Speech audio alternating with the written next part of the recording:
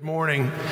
Wonderful to be here today and to be with all of you and to sing together, to pray together, to gather around the Lord's table together, and now to gather around His Word as we try to bring this series, which is one of the longest series we've done in a long time here at Lost River, to in for a landing. We had actually maybe planned to do it in 10 sermons, but we decided to extend it one more, so we're going to wrap up today. And it's been, for me personally, an extremely valuable study, transformative in many ways. I've struggled through the years, I feel like, to really grasp, as much as one could, the Sermon on the Mount. But this time through, I feel like I've come to some terms with it and an understanding of it that has really helped me, and I hope that it has you as well. So the Sermon on the Mount that we've called the narrow path, taken from a statement that we'll read today, the 7th chapter of this book of Matthew, in which we find the sermon concluding. But the sermon itself, in its totality, is the core of Jesus' teaching. It is, if you think about it, I think, the seed of the kingdom. This is the message that if it gets into your heart, if it gets into my heart and takes root there, it is going to bring forth a fruitful and glorious harvest. The fruit of the Spirit will be born in the life of the person who has received the message that Jesus delivered on this mountainside, and who then follows up on what he has heard with a life of obedience to what Jesus says. So this morning I'm going to give you a quick review of the content before we spend about half of our time then on the concluding paragraphs of the sermon, where Jesus urges us not to be hearers only, but to be doers of this message. So I want to remind you, as we work our way through it, back to the very beginning of the occasion on which this message was preached. Jesus had been going around doing miracles and preaching the gospel of the kingdom in the various synagogues and places throughout Galilee and there around. And as a result, people were coming to him. And on this occasion, there by the Sea of Galilee, it says that Jesus looked up and he saw the crowds. He saw the crowds that had gathered to him. And we might ask, well, what crowds? What kind of people were these who had flocked to Jesus from all over the place to hear the message that he's about to preach? And the answer to that, I think, is found just a few verses earlier toward the end of chapter 4.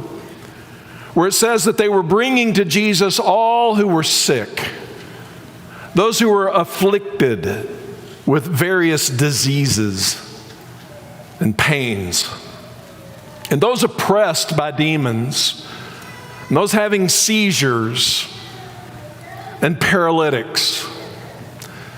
These are the people that when Jesus lifted up his eyes and saw the crowds, saw the multitudes, these were the kinds of people that he was seeing gathered to him on that occasion. I can only imagine what it would be like to look through Jesus' eyes and see the faces in that crowd. He sees the poor. He sees the mourning. He sees those who are suffering the brutal oppression of the Romans. He sees those who are weighed down by the legalistic burdens and religious burdens that the scribes and the Pharisees were placing upon the people. And he has the audacity to say to those people, how blessed you are. How blessed are you, for yours, of all people, yours is the kingdom of heaven. You see, the king had come, and of all people, he had come to these people, and he wasn't ashamed of them. But he listened to them. He answered their prayers. He forgave their sins. He healed their diseases. He delivered their children from demonic oppression. And he taught them to call upon God as their Father in heaven, who cared deeply about them. And the people, we're told at the end of the sermon, were just astonished at the way that he spoke, and that no man spoke like this man. And I hope that as you hear these words that describe the setting or the situation in which this sermon was delivered, it gives you encouragement and hope. That for some of you, in spite of your circumstances, you can take courage and confidence knowing that God sees you, that He's heard your cries, that He's concerned about you, and that He's come for you and extends to you that same offer.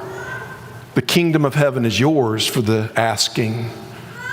He's put it at hand. That is, it is within arm's reach for you to take hold of.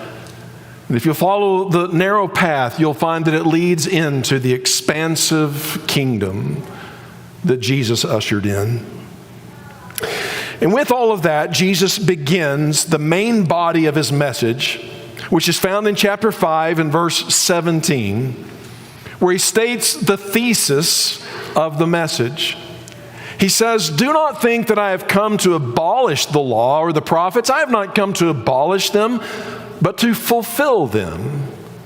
For truly I say to you, until heaven and earth pass away, not one iota, not a dot, will pass from the law until all is accomplished. Therefore, whoever relaxes one of the least of these commandments and teaches others to do the same will be called least in the kingdom of heaven. But whoever does them and teaches them will be called great in the kingdom of heaven. For I tell you, unless your righteousness exceeds that of the scribes and Pharisees, you will never enter the kingdom of heaven." Now, the kingdom of heaven and the contrast of two kinds of righteousness, the righteousness brought to you by the scribes and the Pharisees through their interpretation and application of the law on the one hand, and the teaching of the law as Jesus interpreted it and applied it on the other. Two different kinds of righteousness that flow from these ways of seeing and applying God's word, and the righteousness that flows from those interpretations.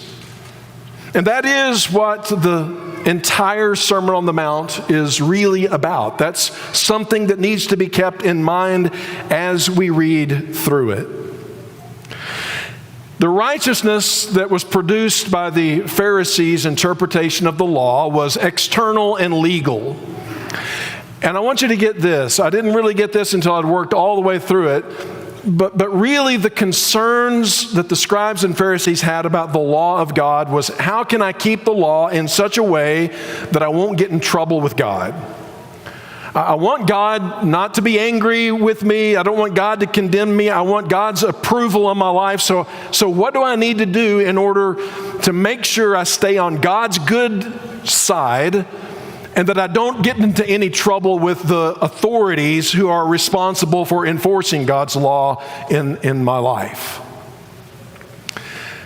On the other hand, Jesus teaches us that the righteousness of the kingdom is internal and transformational.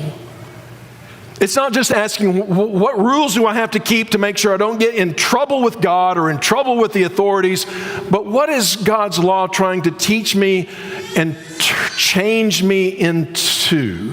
What kind of person is God's law trying to make me become? And how does it inform me about how I may be able to love my neighbor as myself? How does the law teach me to honor God and love my neighbor as myself? To love others as I have been loved? And those are two very different kinds of righteousness. They result in two very different ways of living out one's obedience to what one perceives to be the law. Now, Jesus then goes on, if you'll recall, to illustrate this contrast by giving us 6 examples in which you have heard that it was said like this, but I say unto you like this. And he talks about things like murder and adultery and divorce and oaths and retaliation and how to relate to one's enemies.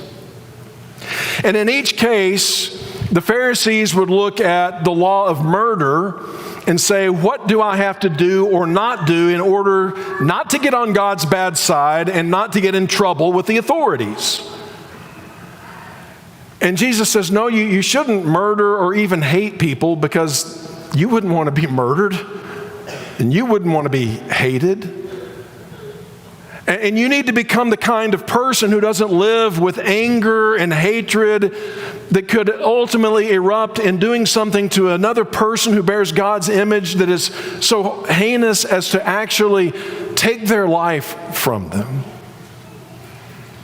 And they said that you shouldn't commit adultery, and that meant, the specific act, and maybe really anything short of that is okay. God's all right with that. And Jesus says, no, look deeper. Become the kind of person who's not just being controlled by your lust or who objectifies other human beings, but rather sees the whole person and values them also as an image bearer of God.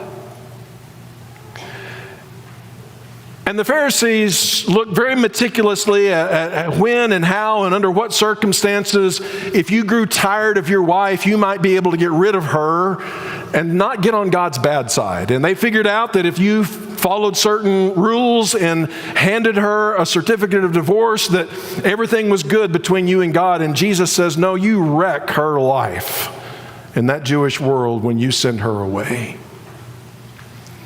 And I tell you, don't do that. Love her.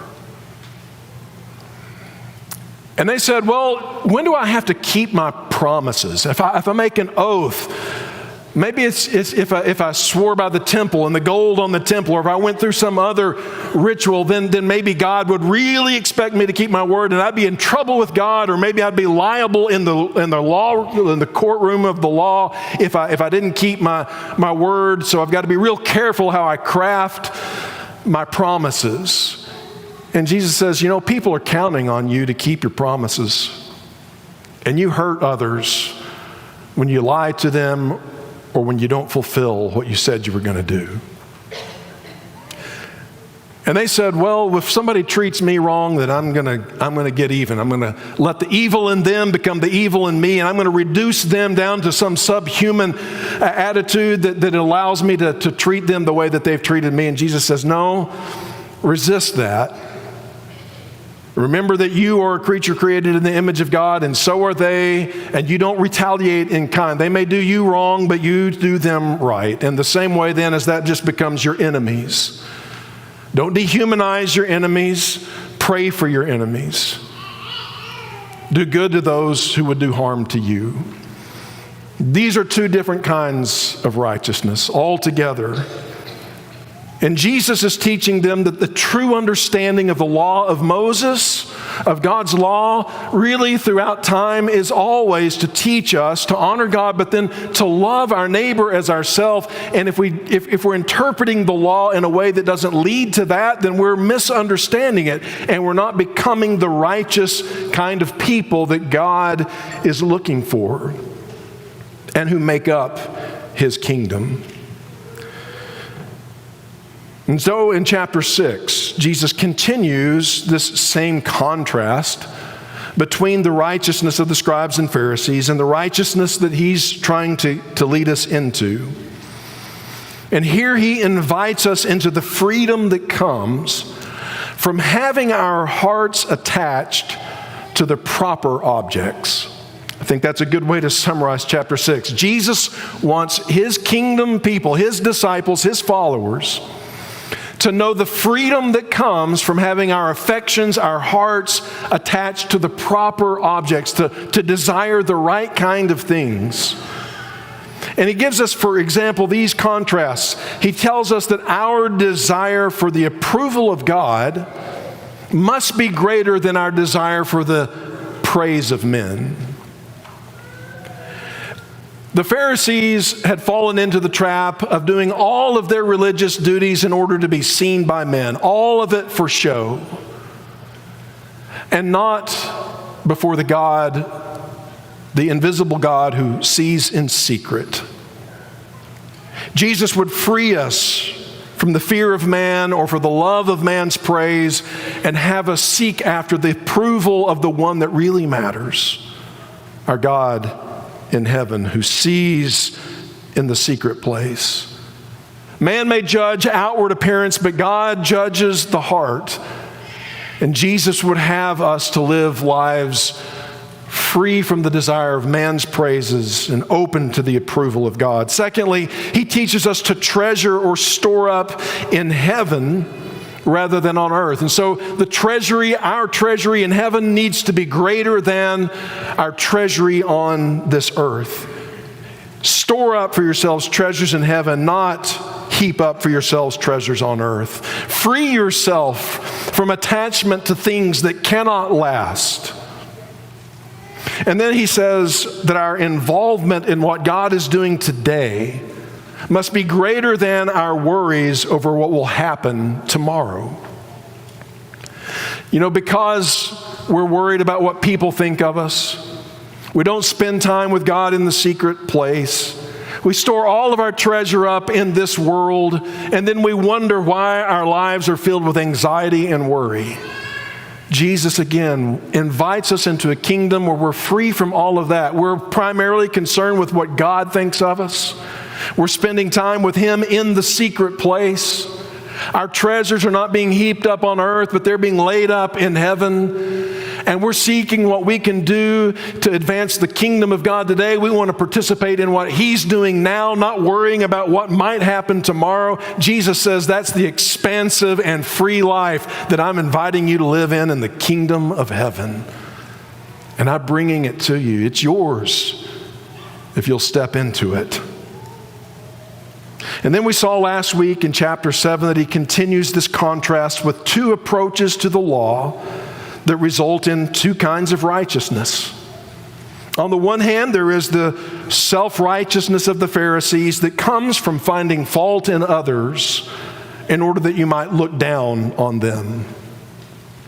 Versus what Jesus invites us to, and that is a true righteousness that comes from removing the faults in ourselves so that we can be at peace with others.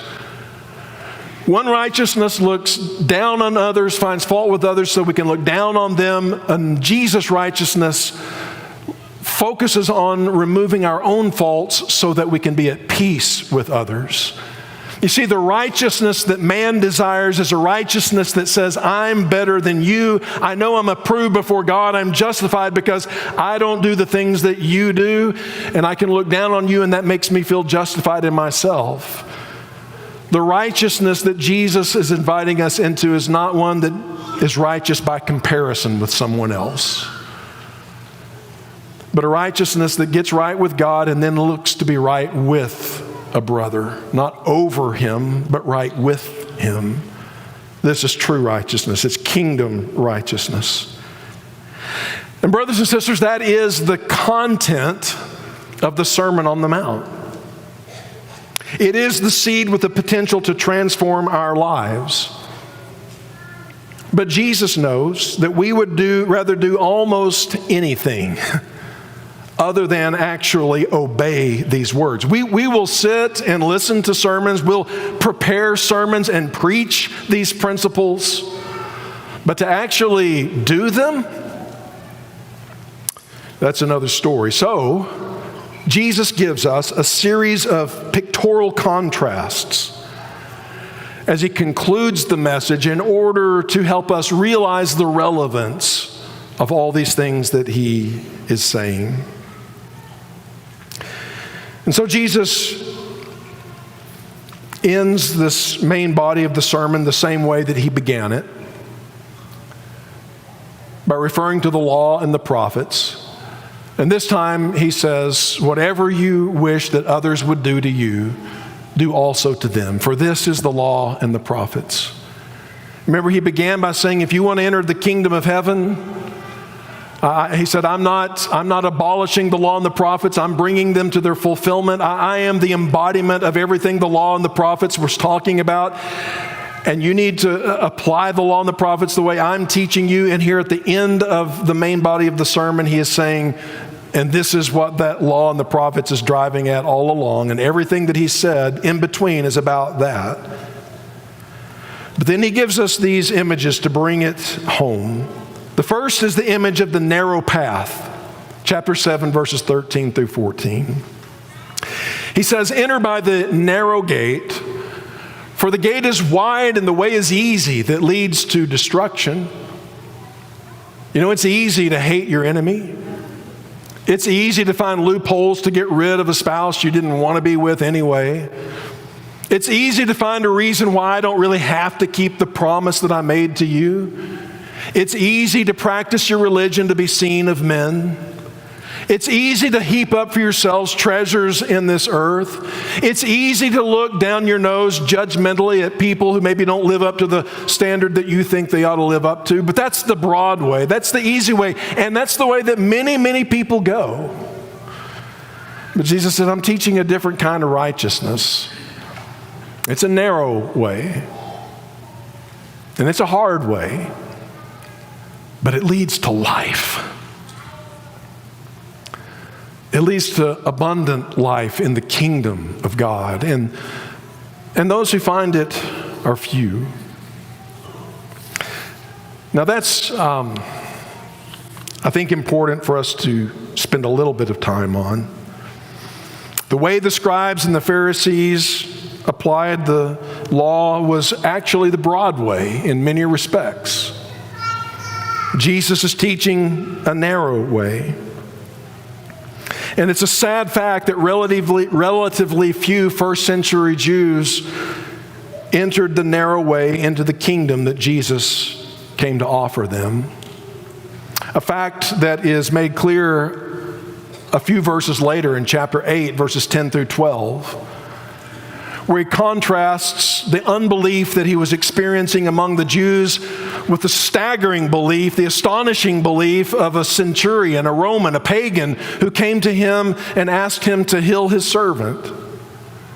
And said, you don't even have to come and see him or touch him. I know that you have the authority to heal him at a distance. And Jesus, it says, marveled. He staggered. He was astonished at the faith of this Gentile man. And he said, I haven't seen such great faith in all of Israel. Few of Jesus' contemporary Israelites entered into the kingdom. Most of them rejected it. But then Jesus does go on to say that many would come from the east and the west and sit down at the table with Abraham and enjoy the feast of the kingdom that Jesus was preparing. And so it is that the choice is before each of us as we take up God's word each day. Will I interpret this like the scribes and the Pharisees? A shallow, superficial righteousness? Or will I see the law of God as instructions in how to treat my neighbor as myself and make the sacrifices that I need to in order to love them as I have been loved? Really, when we think of this narrow path, we should realize that it is as narrow as Jesus himself. That Jesus himself is the narrow path. I am the way, the truth, and the life, he says, and no man comes to the Father except through me. And so if you want to enter into the kingdom of heaven, if you want to walk this narrow path, your eyes, as our theme this year states, must be fixed on Jesus. And do unto others as he has done unto you. But then Jesus goes to give us a second image, and that is moving from the image of the narrow path to the image of false teachers. He says, watch out for false prophets.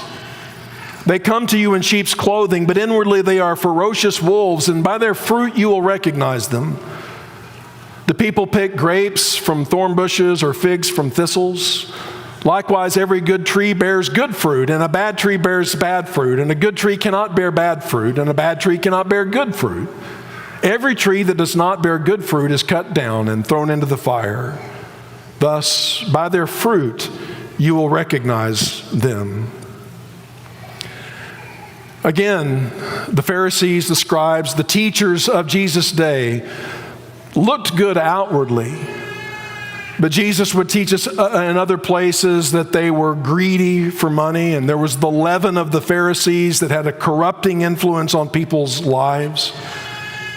And he says elsewhere that it's not always so much what they say as it is what they do. And so coupling that with what he warns us about here, what we need to learn is not how eloquent does a teacher sound, but how does he live his life? By their fruits you will know them. Are they obedient to the teachings of Jesus? Do they actually do the things that Jesus says? Or do they just say nice things? We need to trust leaders who are themselves followers of Jesus and who bear the fruit of the Spirit. He goes on to give more warning about that in verses 21 through 23, and we're going to skip that for time's sake and get down to the very finish of his sermon in verse 24, where he tells us this parable of two houses. He says in verse 24, listen carefully. Everyone then who hears these words of mine, all these words that we've been talking about for 10 weeks, everyone who hears these words of mine and does them will be like a wise man who built his house on a rock. And the rain fell and the winds came and the floods came and the winds blew and beat on that house, and it did not fall because it had been founded on the rock. And everyone who hears these words of mine and does not do them will be like a foolish man who built his house on the sand. The rain fell and the floods came and the winds blew and beat against that house, and it fell. And great was the fall of it. This is a familiar parable or story that Jesus tells us about two men, two buildings, two houses, two lives. I want you to notice that this isn't a story about storm avoidance. He doesn't tell us how you can get out from around having a storm come against your life, come against the house of your life. All of us are going to face trials, we're going to face storms, we're going to face adversity and difficult things in our lives. And the storm will reveal who you really are. The storms test us, but they reveal the true integrity of what we have been building all along. Are you building your life? Am I building my life like the scribes and the Pharisees? The edifice, the structure that they were putting up looked substantial. It looked fine on the outside. But when the test came, it folded like a house of cards. It was a shallow righteousness, religion that was all for show, no prayer in the secret place. All their treasures laid up in things that cannot last. But feeling good about themselves because they were judgmental and condemning toward others. But none of those things will prepare you for what is coming. None of those things are real. None of those things can withstand the storm. And the storm will reveal the reality of what you've been building your life on and out of. There's a story I've told before, but maybe You've forgotten. Some of you haven't heard it. But there was a home builder who worked alongside a foreman who was over all of the work. And for many, many years, some 40 years, they had worked together and they'd built many houses and even subdivisions together. And both of them were reaching retirement age. And so the wealthy business owner, builder, gave a set of blueprints to his foreman and said, we're going to build one last house together. And it's going to be our masterpiece. It's going to be a grand house. And I'm making a trip. I'm going to Europe and I'm going to be gone for the better part of a year. But I want you to devote all of your time and attention and energy to just this one project. And I'd like it to be finished when I get home. And so he left, and the foreman, who had been a faithful partner and worker for his boss all through these decades, got to thinking, this is my last chance. And because my boss trusts me, he'll never look at the books. And so what I'm going to do is on the outside and in all the places that you look at from a visual standpoint, I'm going to use the best and finest quality products, and it's going to look great. But everywhere that you can't see, I'm going to cut corners. It's going to be thin concrete. The 2x4 stud walls are going to be spaced a little bit far apart, not much insulation. Everything's just going to be cut as many corners, and I'm going to pocket the difference. And so he did, and he completed the task at just the time that the builder returned. And they stood together looking out on the driveway, looking at this magnificent house that had been built. It was so beautiful on the outside. And the owner of the company looked at his foreman and said, you did a great job. It is indeed a masterpiece. It's the best house we've ever built. And he reached in his pocket and pulled out some keys and said, for 40 years of faithful service, this house is yours. And we're all in that position. God has given us the opportunity to build a life. And you and I have the choice to determine what materials go into the building process and what foundation our life is going to be built upon. And at the end of the day, the gift we give to God is the same gift we give to ourselves. It's the person that you become.